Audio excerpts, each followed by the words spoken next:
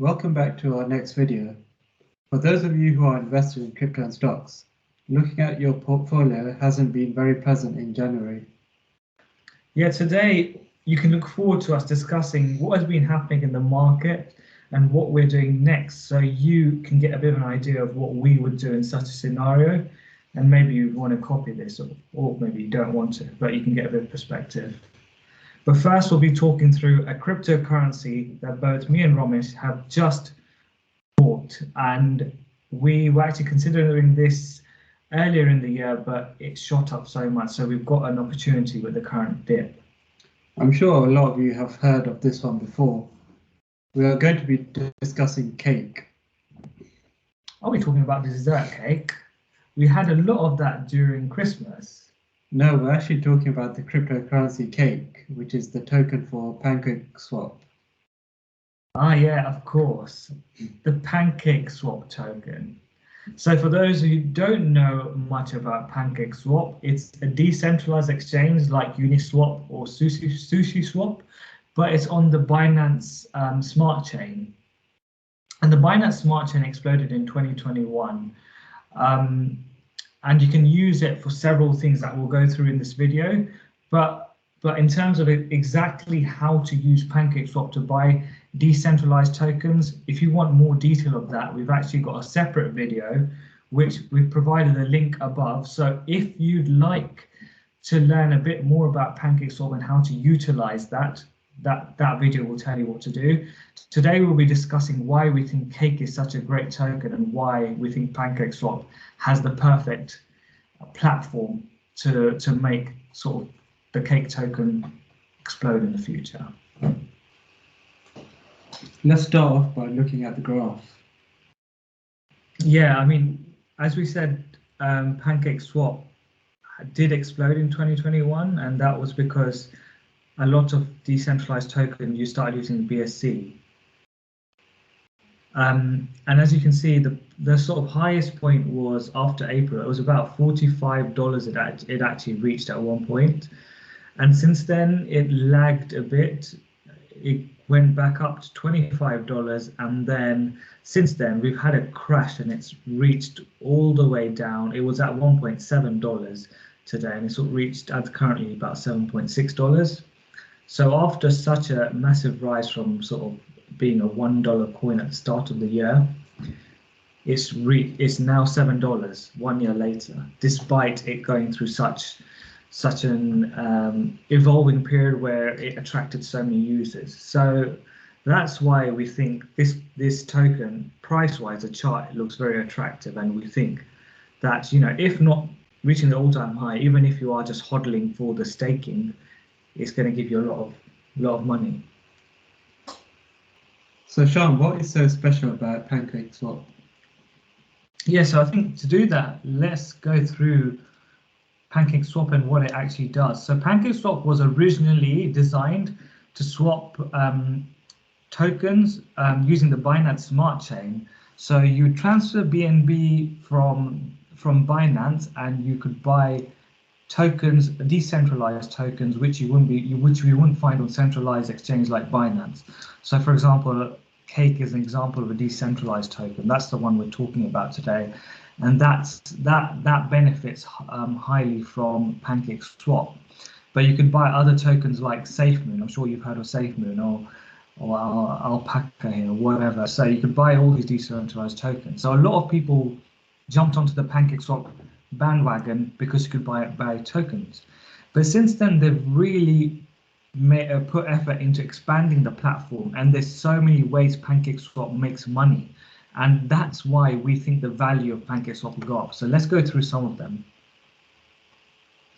So first of all, every exchange in Pancakeswap, there's a small cut that Pancakeswap take. So it takes a little bit of a fee every time you swap your BNB for Cake, so that Pancakeswap benefits. Another way of utilizing Pancakeswap is to add liquidity. Now, an example of a liquidity I want to add, and I'll show you whilst I'm doing this video, is 8Pay and BUSD. So let's add liquidity here. So I want to search for 8Pay, which is here. I've got 948 of it. And BUSD, sorry, not there. You click BUSD. So once it starts responding, so here we go, BUSD. So I've got this. I want to maximize this. I don't have enough of that, so I'll put max of this. So I can stake 842, 8pay for 40 and 42 BUSD. Enable BUSD, so that's enabling the contract for the liquidity pool. It connects to my MetaMask wallet.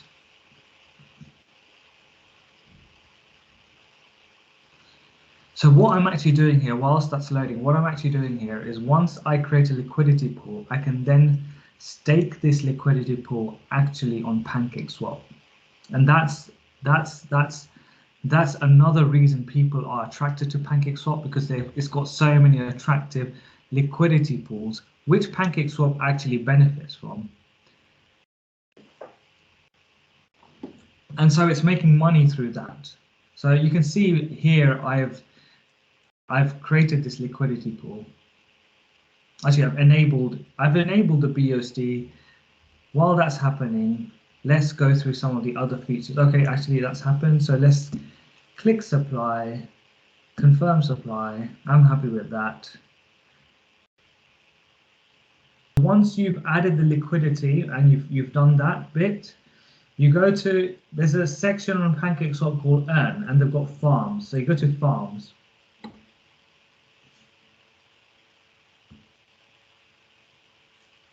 So here you can see different liquidity pools. And the one that we wanted to add was 8pay and BUSD. So let's have a look at where that is. So 8pay BUSD, why am I doing that? Because it's giving me an APY of 269.3%. That's enormous. That's enormous. That means that every $1,000 that I invest in this liquidity pool, it gives me $2,690 back. There are obviously risks to liquidity pools, and I won't go through that today, but just something to be aware of if you are planning to invest, if you are planning to put your money into liquidity pools. So that's another feature of Pancakeswap. It's got liquidity pools. It's also got something called pools. And this is much safer, because pools is where you are essentially staking tokens directly. And I've staked my cake here. So I've actually directly staked the cake that I own into here. I haven't staked all of it. I've got lots to still put in, but this is just some of the cake that I have. And it's giving me an APY at currently of 65%.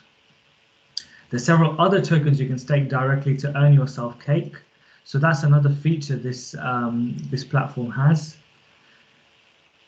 It's got something called a win feature, where they've got lotteries you can participate in. So obviously they're making some money by people taking part in that lottery, and they've got a prediction beta where you predict whether the price of something is going up or down. And I'd look into it if you're interested in that, but this is not something that I participate in. But obviously it's another way that Pancakeswap makes money. And then obviously NFTs have blown up in 2021, and you can use Pancakeswap to buy NFTs. And what makes Pancakeswap so special compared to something like Uniswap or SushiSwap is that the transaction fees are ridiculously low. So the transaction fees are tiny. You hardly pay anything to buy an NFT. It doesn't cost you much. It will cost you the value of the NFT, but the actual gas is tiny. Whereas on Uniswap, it might even cost you $100 of gas just to buy an NFT. So if you wanted to buy a cheaper NFT, you're already spending so much money on gas. You have to think about how much you're going to get before you actually invest in it. So Pancakeswap gives you an easy way of getting into different cryptocurrencies and different NFTs and so on. So you can see the platform is great.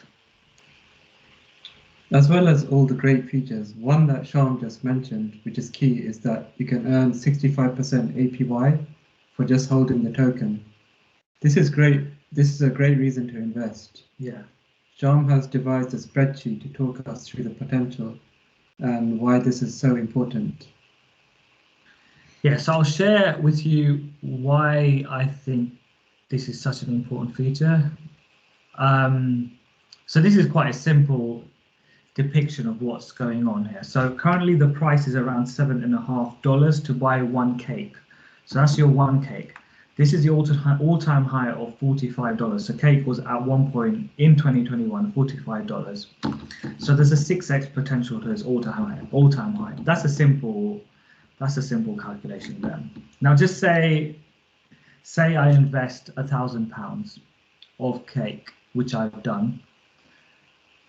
And currently, as Romesh mentioned, the APY is 65%. Just if the price stayed the same, so if the price stays the same, in 5 years' time, my £1,000 will be worth 12,229. So I've already 12x my money.